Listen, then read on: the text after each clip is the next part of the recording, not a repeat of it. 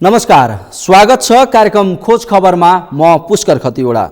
समाजमा भएका हरेक घटनामा हाम्रो नजर, जनताको सूचना पाउने अधिकारको सम्मान हाम्रो अभियान। त्यसैले समुन्नत र समृद्धशाली समाजको यात्रा खोज खबरको अन्तिम अभिष्ट अनि गन्तव्य हो।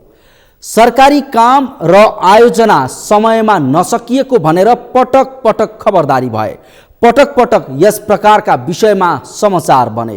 तर विडम्बना उस्तै, न त सरकारी काममा कसैले खबरदारी गर्छ, न त काम समयमै सकिन्छ। सबै सरकारी काममा ढिलासुस्ती गर्ने र अलपत्र पार्ने लत नै बस्यो। यस्तै गतिविधिले नै सरकारी काम कहिले जाला घाम भन्ने उखानलाई अझै सार्थक बनाउँदै लगेको छ भने सरकारी परियोजना आलटालमै बित्ने गरेका छन्। यो कमाई खाने भाँडो मात्रै बन्दै गएको छ। यस्तै गतिविधिको उदाहरण बनेको छ म्याग्दीको अन्नपूर्ण गाउँपालिकामा निर्माण भएको सडक। केवल 18.5 किलोमिटरको सडक स्तर उन्नतिको काम 28 महिनामा आधा नै बनाउन नसक्ने बाध्यता के आइपर्यो? हेरौँ यो रिपोर्ट। म्याग्दीमा सडक स्तर उन्नतिको काममा लापरवाही। 18.5 किलोमिटरको सडकको यस्तो दुरावस्था। 28 महिनाको प्रगति केवल 52% सीमित।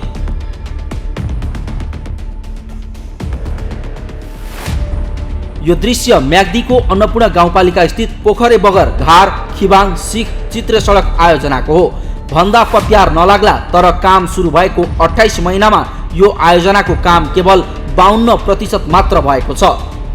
यो गाउँपालिकाले सञ्चालन गरेको सडक निर्माण आयोजना 2 वर्षमा निर्माण सम्पन्न गर्ने सम्झौता गरे पनि निर्माणको 28 महिना पुग्दा झन्डै आधा मात्र काम सम्पन्न भएको छ। अन्नपूर्ण गाउँपालिकाको यो सडक आयोजनाको काम सुरु भएको 28 महिनामा भौतिक प्रगति भने 52%मा सीमित बनेको हो। आगामी भदौ 14 गतेसम्म म्याद थपेर निर्माण सम्पन्न गर्ने त भनियो, तर 28 महिनामा 52% काम गरेको ठेकेदार कम्पनीले 5 महिनाको अवधिमा आधा काम अर्थात् 48% काम सक्ला त आफैमा ठुलो प्रश्न छ। काम सक्न चुनौती मात्र होइन, यति समयसम्म आयोजना अधुरो हुनु र काम अलपत्र पारिनुले थपिएको समयमा निर्माण सम्पन्न हुनेमा चिन्ता समेत बढेको छ। राष्ट्रिय पुनर्निर्माण प्राधिकरण जिल्ला आयोजना कार्यान्वयन इकाइ म्याग्दीले अन्नपूर्ण गाउँपालिकाको केन्द्र पोखरे बगरदेखि घार खिबाङ सिख हुँदै पर्यटकीय स्थल घोडेपानी नजिकैको बस्ती चित्रे जोड्ने 18 किलोमिटर 540 मिटरको सडक स्तर उन्नति गर्न 2075 मङ्सिरदेखि आयोजना सुरु गरेको थियो। कच्ची साँगुरो र ग्रेड नमिलेको सडकलाई फराकिलो बनाएर ग्राभेल, ढलान, ग्याब्लिङ पर्खाल, मेसिनरी पर्खाल, नाली, होमपाइप, कल्भर्ट, सोलिङ बनाउन र 3.75 किलोमिटर कालोपत्रे गर्न विक्रम सम्वत 2075 मङ्सिर 9 गते 27 करोड 91,35,220 रुपैयाँमा मोतीदान जयमाता जेबीसँग सम्झौता भएको थियो। तर ठेक्का सम्झौतामा उल्लेखित म्याद 2077 जेठ 22मा नै सकिएको आयोजनाको हालसम्म भौतिकतर्फ 52 र वित्तीयतर्फ 42% प्रगति हासिल भएको छ। पोखरे बगर घोडेपानी सडकको चित्रे खण्डसम्मको सडकको भौतिक प्रगतिको अवस्था 52% हो। 52% भौतिक प्रगति छ भने 42% हाम्रो वित्तीय प्रगति रहेको छ। यसमध्ये अहिले पछिल्लो समय कामले पनि अलिकति तीव्रता लिएको हामीहरूले पनि बारम्बार अनुगमन र कन्ट्र्याक्टिङ कम्पनीहरूलाई निर्देशन दिइरहेको अवस्था हो। र हामीसँग म्याद भनेको भदौको आगामी 2078 साल भदौ 14 गतेसम्मको यस आयोजनाको म्याद रहेको छ। र त्यो आयोजनाको म्याद सकिनु पूर्व नै यसलाई सक्ने गरी सीमा अवधिभित्र नै काम सक्ने गरी हामीले कन्ट्र्याक्टरहरूसँग समन्वय गरिरहेका छौँ। यद्यपि यस अवधिभित्र उहाँहरूले सक्ने नसक्ने भन्दा पनि हामीलाई 80% भन्दा माथिको प्रतिफल सुनिश्चित गर्छौँ भन्ने आश्वासन दिनुभएको छ हाम्रो तर्फबाट, कार्यालयको तर्फबाट। कोरोनाको कहरले निम्ति आएको सङ्कट, लकडाउन र अन्य कारण देखाएर यो आयोजनाको काम सक्न 2078 भदौ 14 गतेसम्म ठेक्काको म्याद थपिएको छ।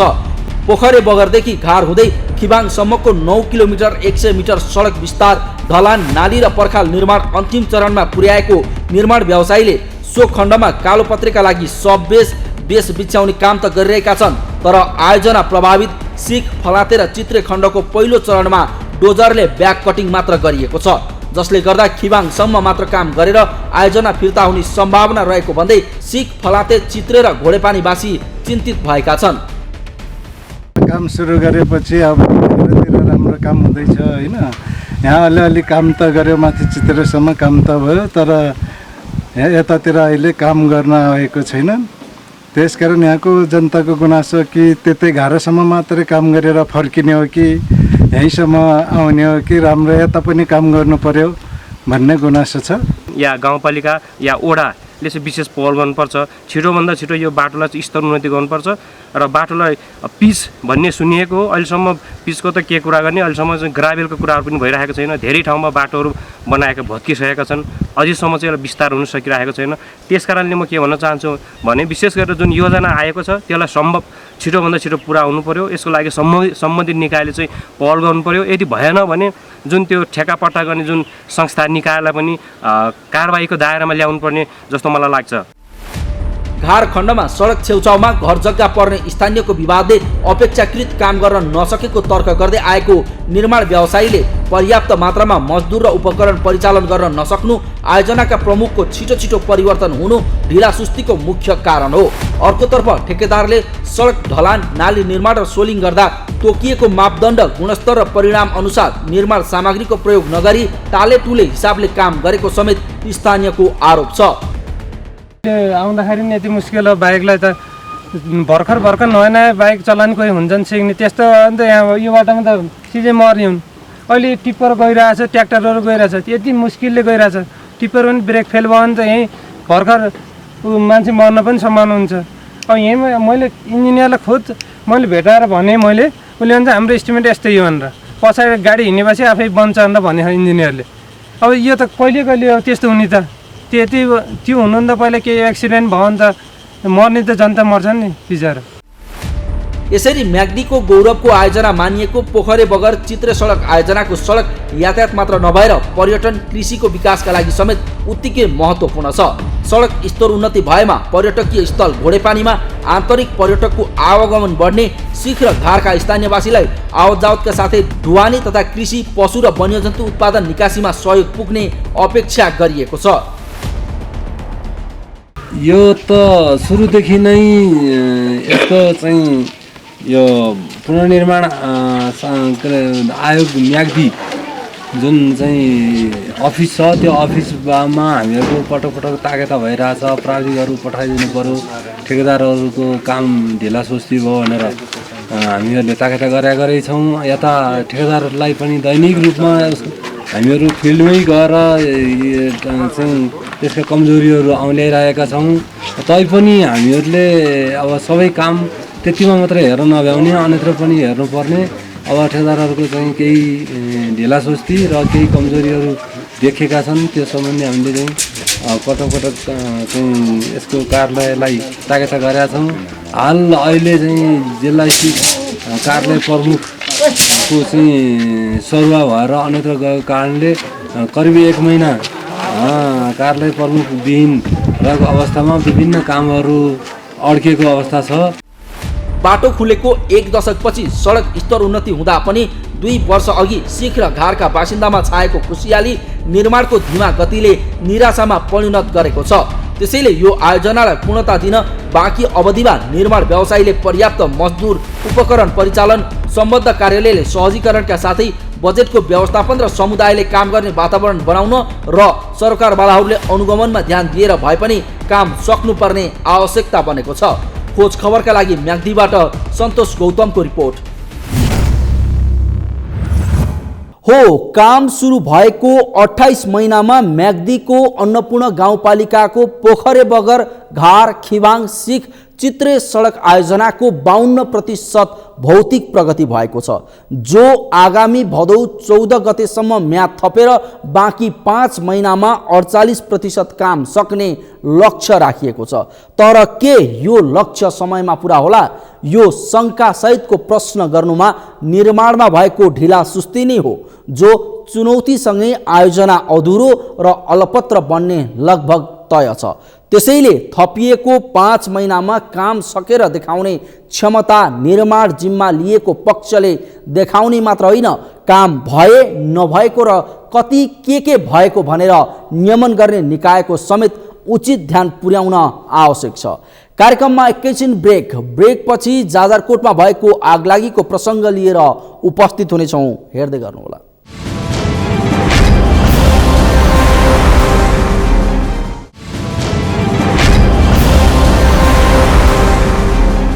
ब्रेकपछि स्वागत छ। कार्यक्रम हो खोज खबर। पछिल्लो समय देशका अधिकांश वनमा आगलागीका घटनाहरू दोहोरिए। यिनै आगलागीका कारण कतिपय सहरमा प्रदूषणको स्तर यतिसम्म बढ्यो कि विश्वको सबैभन्दा प्रदूषित सहर बने नेपालकै सहरहरू।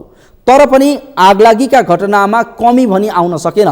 अझ जाजरकोटमा मात्रै जङ्गली क्षेत्रमा डढेलोको प्रकोप यतिसम्म देखियो कि यस जिल्लाका 41 स्थानका वन क्षेत्र डढेलोका कारण सखाप भए, जसका कारण वनका जडीबुटी त नाश भए वनमा आश्रित पशु पंक्षीको समेत वासस्थान खोसियो। जाजरकोटको कुन स्थानमा लाग्यो त डढेलो, अनि के छ यसको वास्तविकता, हेरौँ यो रिपोर्ट। जाजरकोटको 41 वनमा लाग्यो आगो। आगोले खोस्यो वन्यजन्तुको वासस्थान। जङ्गलका मूल्यवान जडीबुटी पनि नष्ट।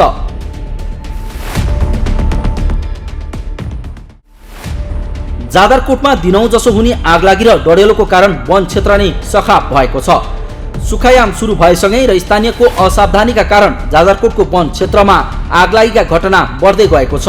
यसरी भएका आगलागीका कारण वन जङ्गलका महत्त्वपूर्ण जडीबुटी सखाप भएका छन् भने वन्यजन्तुको वासस्थान पनि खोसिएको छ। सुखायामको सुरुवात भएसँगै मुलुकभर डढेलोको घटनाहरू बढे। जाजरकोटमा मात्रै 41 स्थानमा डढेलो लागेको छ। यसरी भएको आगलागी र डढेलोले सामुदायिक वन तथा 3 राष्ट्रिय वनमा क्षति पुर्याएको छ। जाजरकोटको कुन पालिकामा कति आगलागी? छेडागाँड नगरपालिका 12 वटा, शिवालय गाउँपालिका 9 वटा, जुनीचाँदे गाउँपालिका 5 वटा, कुसे गाउँपालिका 1 वटा, भेरी नगरपालिका 3 वटा, बारेकोट गाउँपालिका 3 वटा र नलगाँड नगरपालिका 5 वटा। यी तथ्याङ्कले पनि चैत महिना यता जाजरकोटमा डढेलोको घटना बढेको पुष्टि हुन्छ। तर वनमा लाग्ने डढेलोको नियन्त्रणमा भन्दा स्थानीयहरूमा डढेलो लगाउने मानसिकता बसेको छ। स्थानीयहरू राम्रो घाँस पलाउने भन्दै वनमा आफै आगो सल्काउने गरेका छन्, जसले गर्दा वनमा भएका मूल्यवान जडीबुटी त नाश भएको छ नै, अझ वन्यजन्तु र पंक्षीको वासस्थान समेत खोसिएको छ। अहिले हाम्रो यो लामापाखा समुदाय वन उपभोक्ता समूहले अब यहाँ आगो नियन्त्रण गर्दा गर्दै पनि आगो चाहिँ नियन्त्रण हुन सकिरहेको छैन। यो चाहिँ लामापाखा समुदाय वनमा पुरै आगोले लगभग 50% चाहिँ जङ्गल खाइसकेको छ।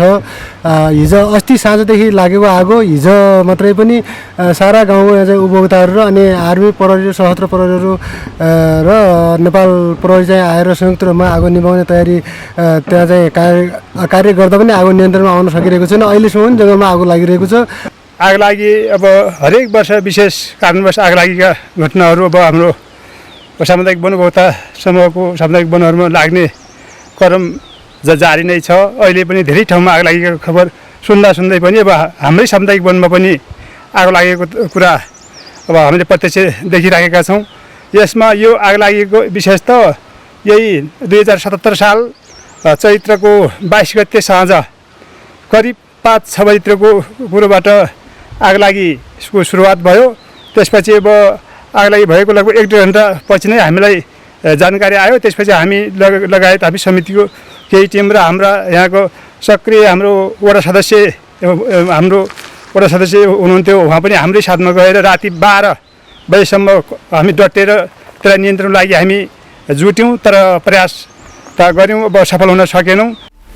डिभिजन वन कार्यालय जाजरकोटका अनुसार हालसम्म जाजरकोटमा 38 सामुदायिक वन र 3 वटा राष्ट्रिय वनमा आगलागी भएको छ, जसले 30 सामुदायिक र राष्ट्रिय वन सखाप पारेको छ। जाजरकोटको डिभिजन वन कार्यालयका निमित्त प्रमुख चित्रण शर्माका अनुसार डढेलोको कारणले वन क्षेत्र नै उजाड भएको छ। अझ दिनदिनै डढेलो बढ्दै जाँदा कति हेक्टर क्षेत्रमा आगलागी भयो भनी तथ्याङ्क सङ्कलनमै वन कर्मचारीहरू व्यस्त बनेका छन्। अब यो जाजरकोट जिल्लामा मुख्यतया खोटे सल्लाह प्रजातिका रुखहरू धेरै हुने र यसमा चाहिँ आगो लागि धेरै हुने समस्या जताततै पनि छ।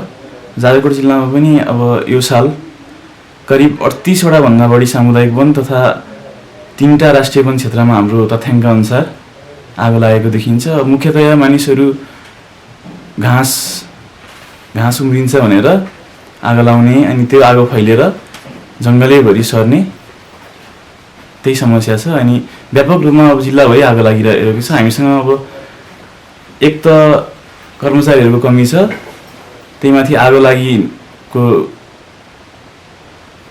काम गर्ने, आगो लागि नियन्त्रण गर्ने हामीसँग उपकरण, दक्ष जनशक्ति सबैको अभाव छ।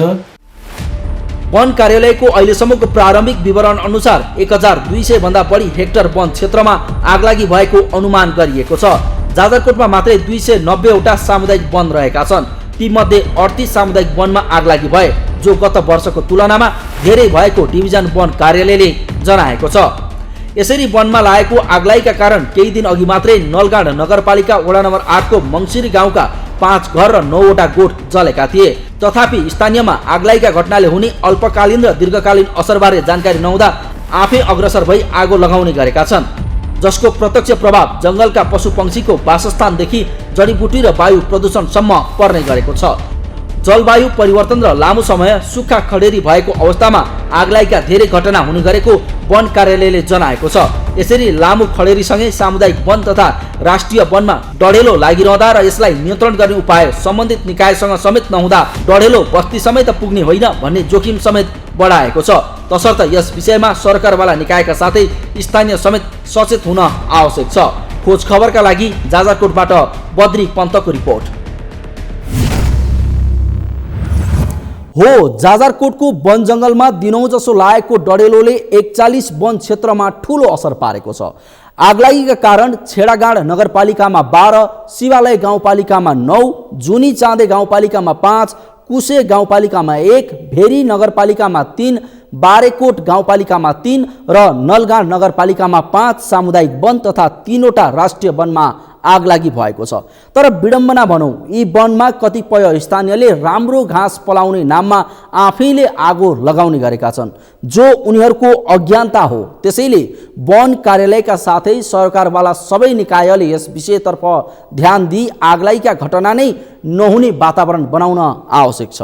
हवस् त, आजका लागि कार्यक्रम खोज खबर यति नै। कार्यक्रम खोज खबरका विषयमा कुनै प्रतिक्रिया छन् भने हामीलाई खोजखबर@sagarmatha.tv मा इमेल गर्न सक्नुहुन्छ अथवा फोन नम्बर 01570604 मा फोन पनि गर्न सक्नुहुन्छ। लुकेका र लुकाइएका खबर निरन्तर जारी छ। नेपालको पहिलो न्युज च्यानल सगरमाथा टेलिभिजन हेर्दै गर्नुहोला। नमस्कार।